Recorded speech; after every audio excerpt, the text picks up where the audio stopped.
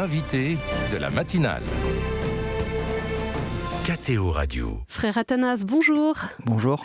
Merci de nous rejoindre ici même dans le studio de KTO Radio. Vous vivez à l'abbaye cistercienne Notre-Dame de Latroun, en Terre Sainte. Votre communauté a récemment célébré les 100 ans de la pose de la première pierre du monastère actuel, après une année marquée à la fois par la guerre, les tensions dans le pays et l'incendie qui a durement touché vos terres l'année dernière. On y reviendra. Pour commencer, frère Athanas, quand vous regardez ces 100 années d'histoire, qu'est-ce que ça représente aujourd'hui, la présence des moines de Latroun en Terre Sainte ?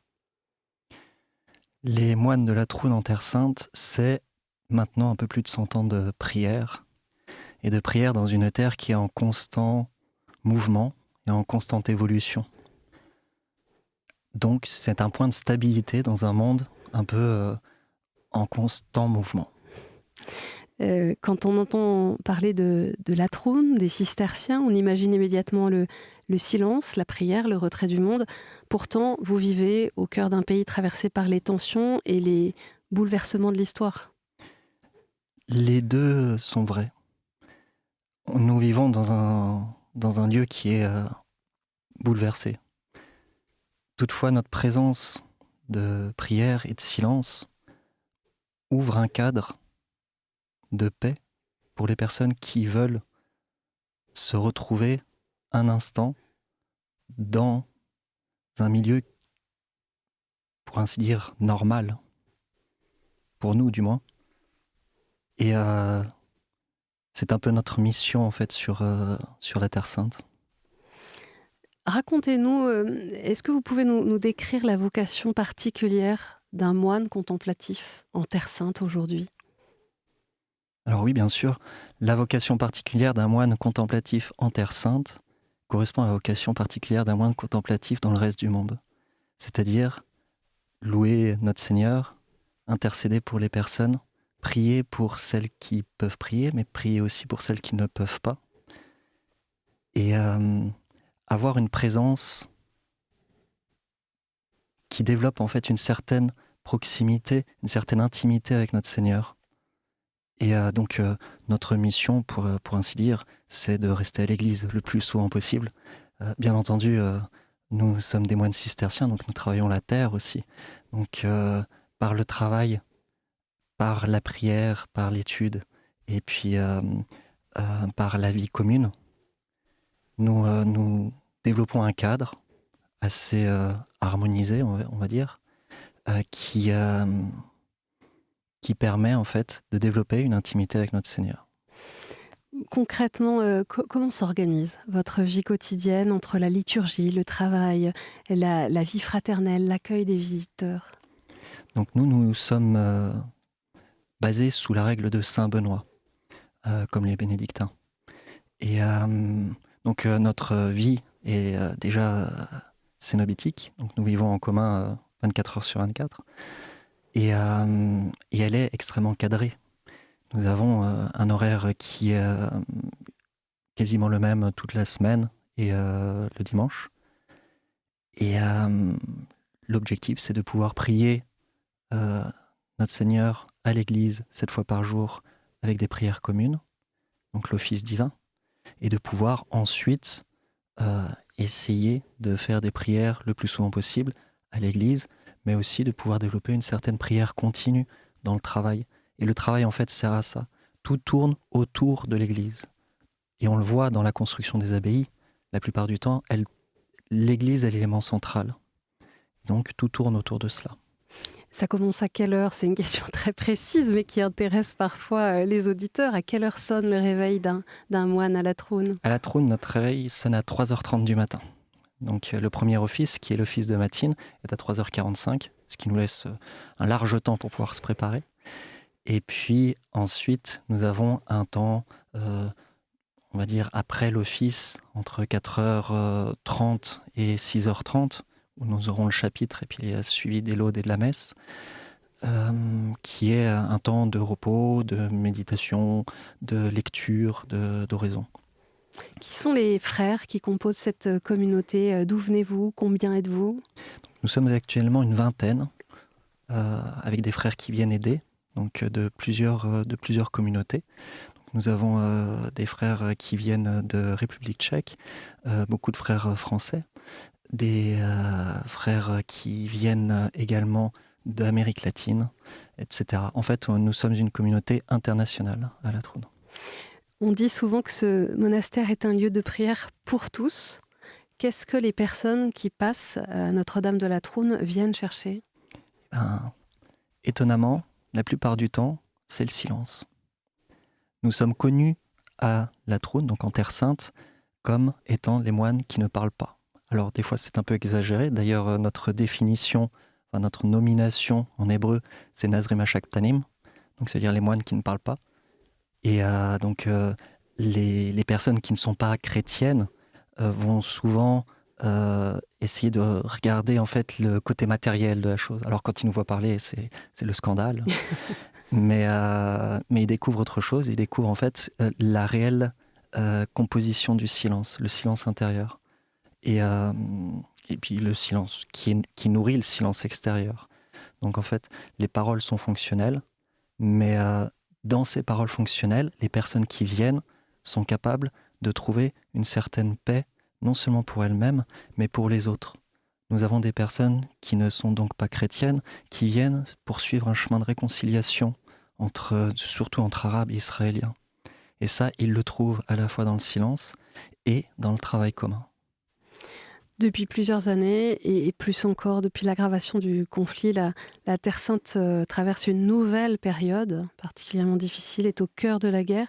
Comment est-ce que votre communauté vit cette situation au quotidien ? Alors, pour être dans le vrai, nous ne sommes pas en plein dans la guerre. On ne va pas se comparer à la bande de Gaza ou le Liban, où là, la situation est véritablement cauchemardesque.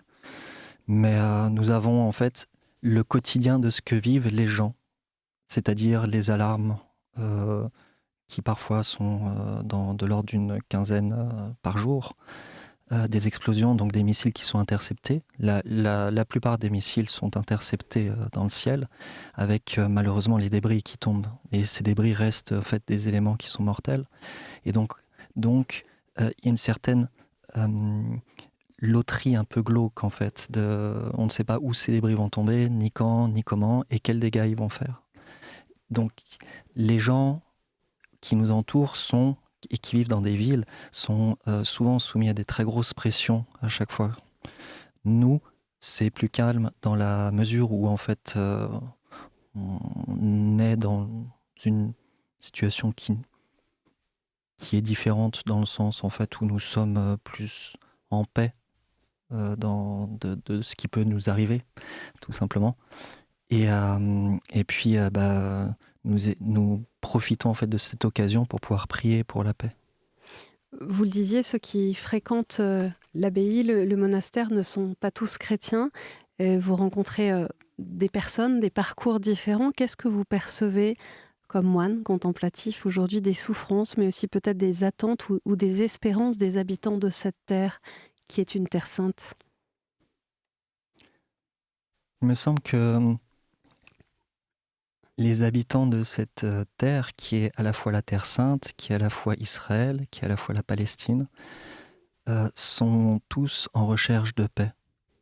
Et malheureusement, ils se sont tous enfermés dans une espèce de spirale de haine. Et il me semble que la mission en fait des moines est de pouvoir prier pour eux et de pouvoir leur offrir cette possibilité de se réconcilier, de leur montrer que la paix vient avant tout de la paix des cœurs et de nos propres cœurs.